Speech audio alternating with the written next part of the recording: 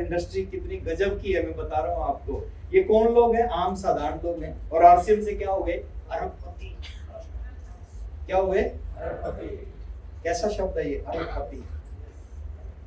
अरबपति हो गए आरसीएम से। साधारण लोग हैं, आम लोग हैं, सिंपल लोग हैं, साधारण फैमिली से बिलोंग करने वाले लोग अरबपति हो गए। कितनी जीरो होती है अरब में?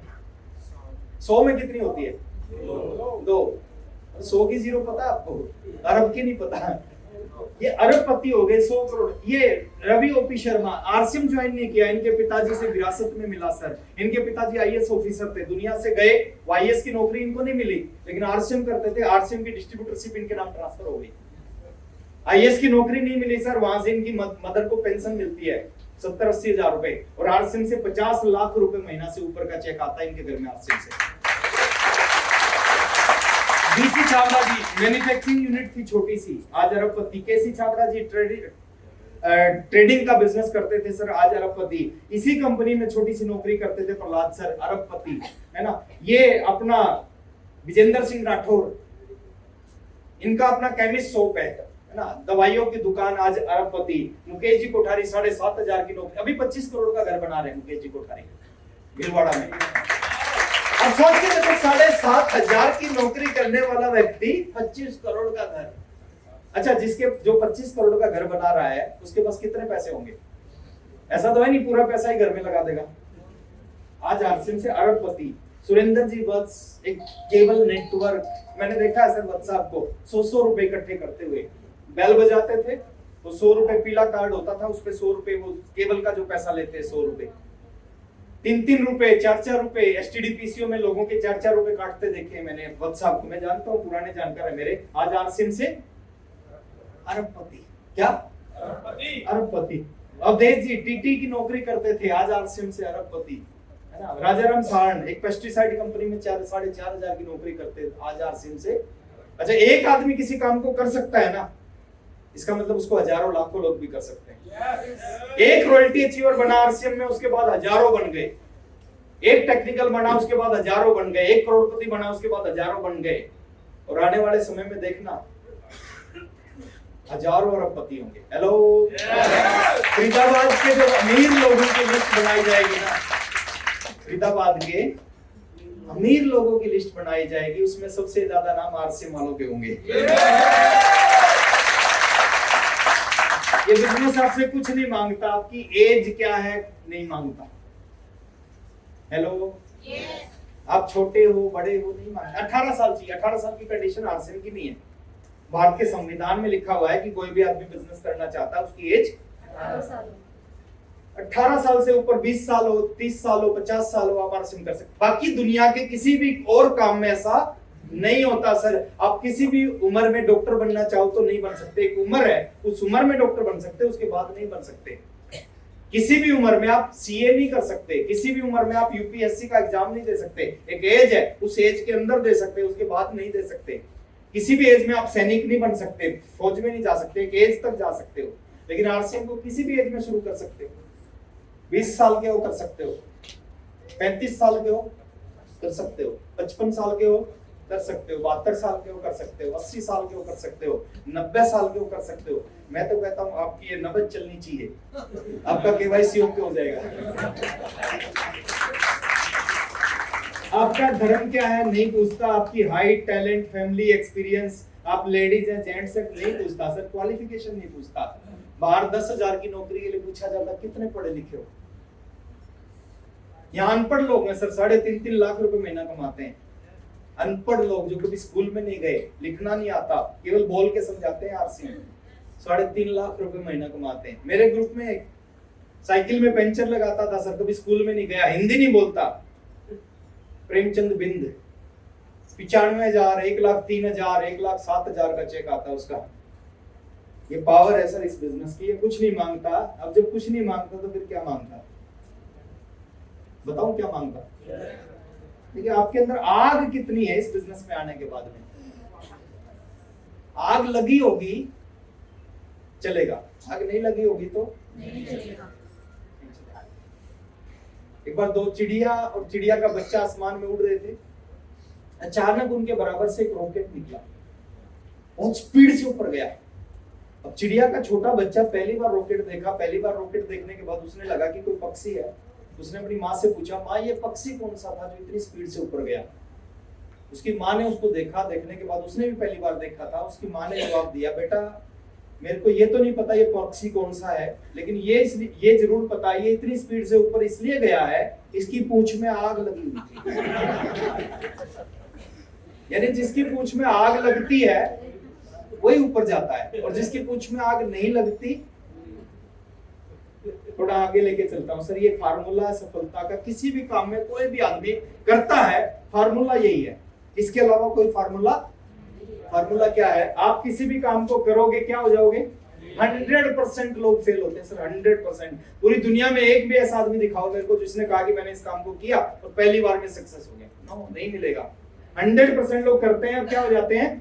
अच्छा, फेल होने के बाद 99% लोग दोबारा उस काम को नहीं करते और फिर बोलते हमने भी किया था। पहली बार साइकिल पे चढ़ते हो तो क्या होता है? कितने 100 गिरते हैं सर, 99 नहीं चढ़ते, 1% फिर चढ़ते हैं, फिर गिरते हैं, और फिर चढ़ते हैं, फिर गिरते हैं, फिर चढ़ते हैं, फिर गिरते हैं, और जब तक चढ़ते रहते हैं जब तक वो साइकिल चलाना सीख नहीं जाते। ऐसे ही इस इंडस्ट्री में है, आप ट्राई करोगे फेल होंगे, फिर ट्राई करो फिर फेल, फिर ट्राई फिर फेल, और जब तक ट्राई करते रहते हैं कुछ लोग, जब तक वो ऐसे कम होते हैं, ऐसे बहुत कम होते हैं, बिरले होते हैं जो जब तक ट्राई करते हैं जब तक सक्सेस नहीं हो जाते। और समझना है फेल कौन होता है?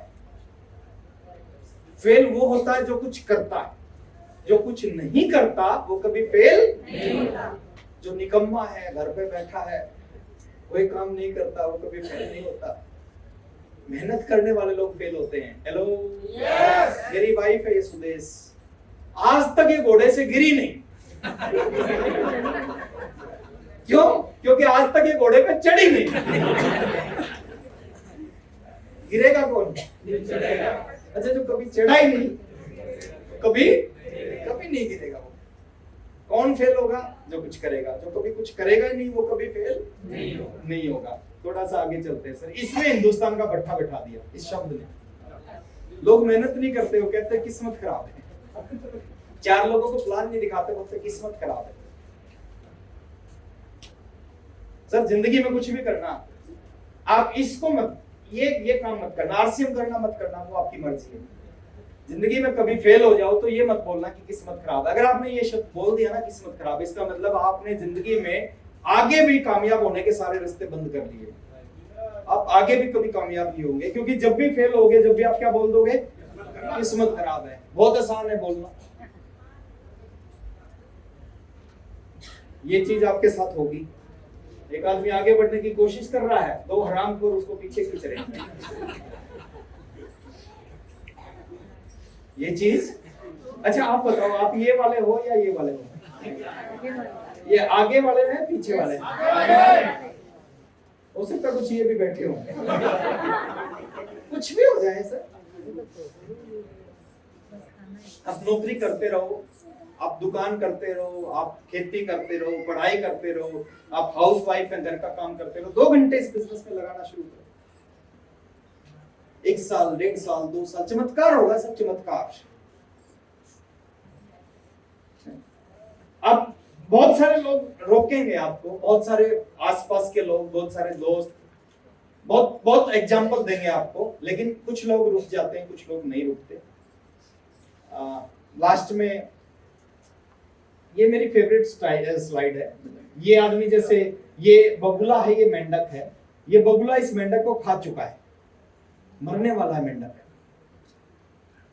ऊपर लिखा हुआ है नेवर एवर गिव अप, कभी हार नहीं माननी चाहिए जिंदगी में, कभी हार नहीं माननी चाहिए। ये बगुला इस मेंढक को खा चुका है, मरने वाला है, लेकिन इस मेंढक ने कोई आरसीएम की मीटिंग अटेंड कर रखी थी और उस मीटिंग में इसने सुन रखा था कभी हार नहीं माननी, और इसने हाथ पैर मारे, इसके हाथ में आ गई इसकी गर्दन, और उसने क्या किया? गर्दन दबा दी, और जैसे ही गर्दन दबाई इसकी चोंच खुल गई और इसकी जिंदगी बच गई। अच्छा, तो कब ये मत सोच लेना कि जो मना कर दे उसकी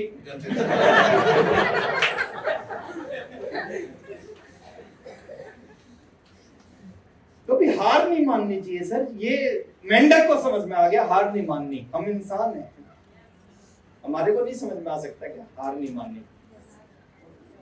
हाथ खड़ा करे वो साथी जो आज कमिटमेंट कर रहे हैं कि अगले 3 साल तक कुछ भी हो जाए आरसीएम को उससे पहले ही छोड़ देंगे।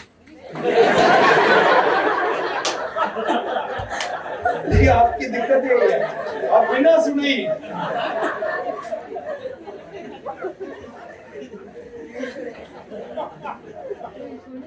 अच्छा वो साथी हाथ खड़ा करें जो कहते हैं कि सूरज पूरब की बजाय पश्चिम से निकल सकता है लेकिन मैं 3 साल तक आरसीएम नहीं छोड़ूंगा, लगातार करता रहूंगा।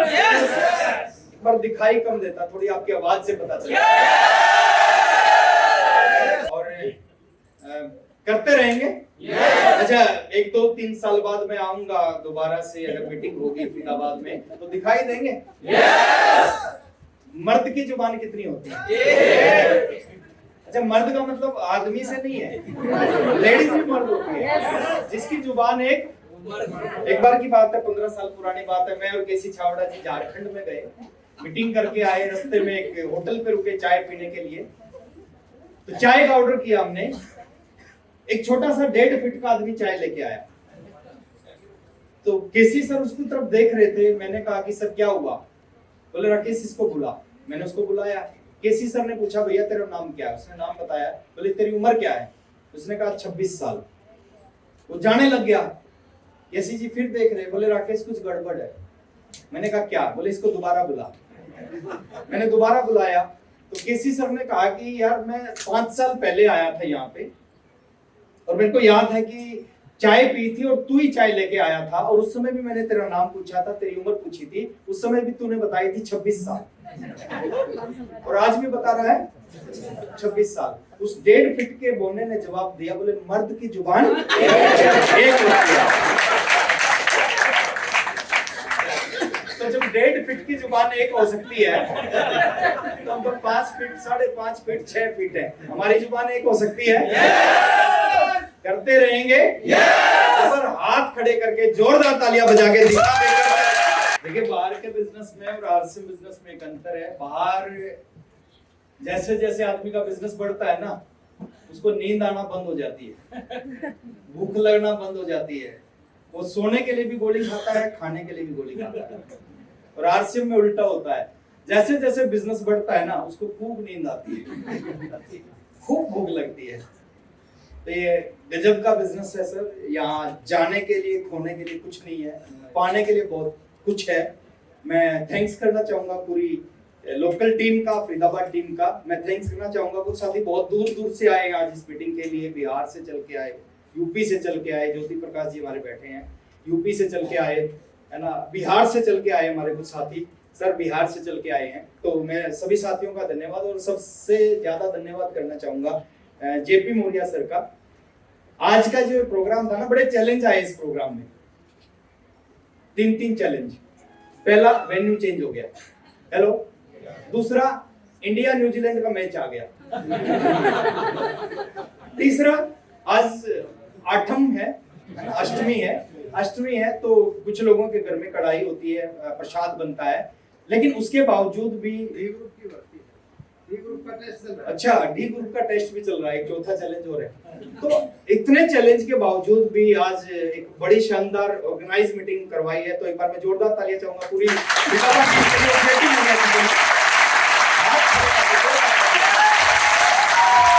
सर है, नरेश सर है हमारे, है ना, संतोष सर हैं। तो ये जो लोग है ना सर, ये आम लोग नहीं है, ये मतलब आरसीएम के लिए सब कुछ करने के लिए तैयार हैं।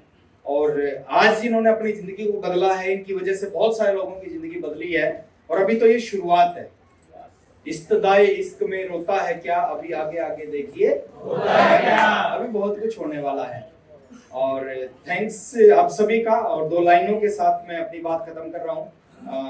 जेपी सर को बुलाऊंगा आज के इस प्रोग्राम का समापन करने के लिए कि घर हो सके तो अब कोई समाज लाइए, घर हो सके तो अब कोई समाज लाइए, इस दौरे सियासत का ये अंधेरा मिटाइए, क्यों कर रहे हो आंधिया रुकने का इंतजार, आओ हमारे कंधे से कंधा मिलाइए।